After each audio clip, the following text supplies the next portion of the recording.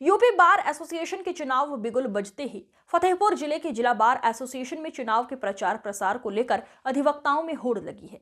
आदर्श अधिवक्ता संगठन ने चुनाव जीतने के दावे पेश कर कहा, डिस्ट्रिक्ट बार एसोसिएशन से फर्जी अधिवक्ता बाहर किए जाएंगे और खद्दरधारियों ने अधिवक्ताओं का चोला पहनकर फर्जी संगठन बनाए हैं। राजनीतिक और जमीन के कारोबारी बार एसोसिएशन में कब्जा करना चाहते हैं। अधिवक्ता पेशे की मर्यादा बचाने के लिए उनका संगठन चुनाव लड़ रहा है। फतेहपुर डिस्ट्रिक्ट बार एसोसिएशन में चुनाव को लेकर आज आदर्श अधिवक्ता संगठन ने सार्वजनिक भोज कार्यक्रम का आयोजन किया।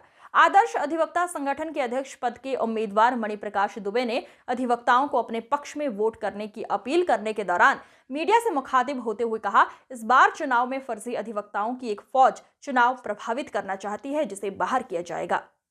अधिवक्ताओं की जो डिजिग्नेशन है उसके खिलाफ कुछ राजनीतिक लोग और कुछ जमीन की के कारोबारी इस बार एसोसिएशन में कब्जा करना चाहते हैं। उनको धता बताने के लिए मैं इस चुनाव मैदान में हूं और हमारे साथी जानते हैं कि तमाम लोग ऐसे भी इस समर में हैं जो कभी भी अधिवक्ताओं के ना तो किसी आंदोलन में ना किसी तरह से सैद्धांतिक सामाजिक रूप से उनका कोई सरोकार रहा है। वो आज जात पात के आधार पर इस चुनावी समर में है।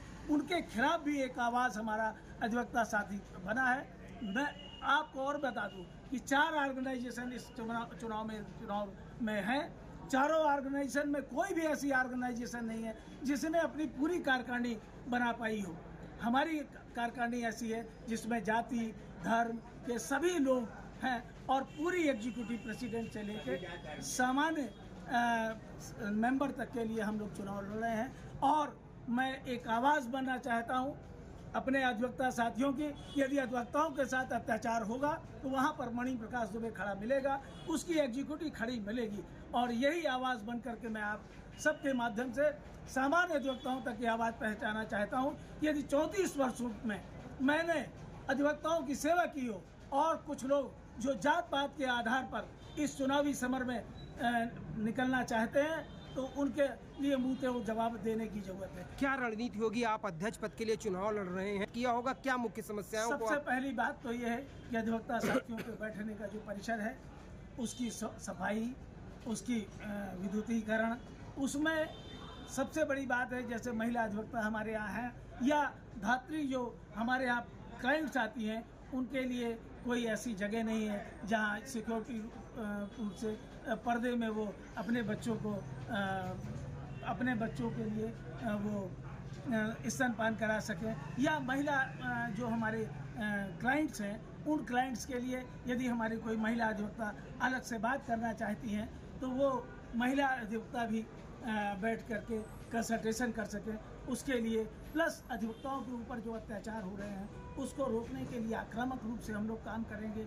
जो जुडिशियल अफसर समय से नहीं बैठते हैं उसके लिए भी पेशी के समय से बैठे, उस पर भी प्रतिबंध लगाया जाएगा। और सबसे बड़ी बात ये, नौजवान अधिवक्ताओं के लिए कोई बार एसोसिएशन एक स्टाइपेंड पे करेगी। डेथ के लिए डेथ कंपनसेशन जैसा हम अपने सेक्रेटरी के कार्यकाल में देते रहे हैं वो हम देंगे।